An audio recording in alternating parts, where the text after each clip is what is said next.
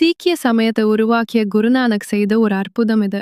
நானக் ஒரு ஏழை தச்சன் வீட்டில் தங்கியிருந்தார். அப்போது அங்கே ஆளுநராக இருந்த மாலிக் ஒரு விருந்துக்கு ஏற்பாடு செய்தான்.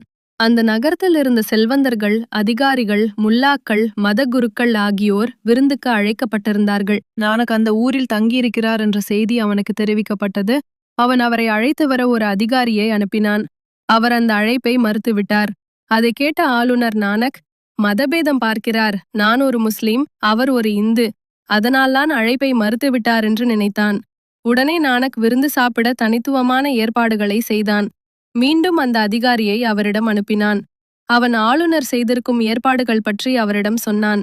நான் என்றுமே மதபேதம் பார்த்தது இல்லை. எல்லோருடனும் சாப்பிடுவேன், எல்லோருடனும் தூங்குவேன். எனக்கு தனி இடமோ தனியாக தயாரிக்கப்பட்ட உணவோ தேவையில்லை. கடவுளால் படைக்கப்பட்ட எல்லோருமே எனது உறவுகள்தான். ஜாதி வேறுபாடோ மத வேறுபாடோ இன வேறுபாடோ என்னிடம் இருந்ததில்லை, இனியும் இருக்காது. ஆனாலும் ஆளுநர் வீட்டில் நான் சாப்பிட மாட்டேன் என்று சொல்லிவிட்டார். இதை கேட்ட ஆளுநர் கொந்தளித்து விட்டான்.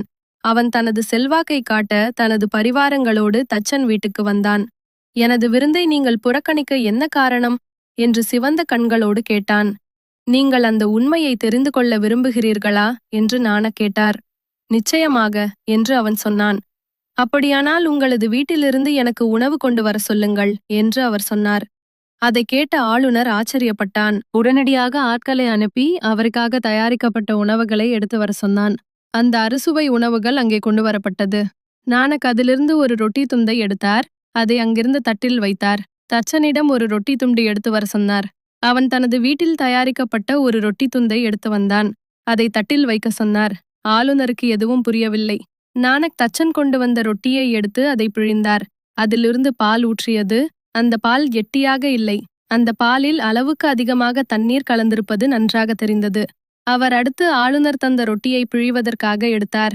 அதிலிருந்து நறுமணமிக்க நெய் வடியும் என்று எல்லோரும் எதிர்பார்த்தார்கள். அவர் அந்த ரொட்டியை பிழிந்தார். அதிலிருந்து இரத்தம் கொட்டியது. அதை பார்த்து ஆளுநர் அதிர்ந்து போய்விட்டான். இது ஏழை மக்களின் இரத்தம், அதாவது உங்களால் கசக்கி பிழியப்படும் ஏழை மக்களின் இரத்தம். இதனால்தான் நான் உங்கள் வீட்டில் கை நனைக்கவில்லை என்று நானக் கூறினார். கீழே ஊற்றியிருந்த இரத்தத்தை பார்த்த ஆளுநர் பேச்சு மூச்சின்றி நின்று கொண்டிருந்தான். அந்த அற்புதத்தால் மக்கள் நானக் பக்கம் வரத் தொடங்கினார்கள்.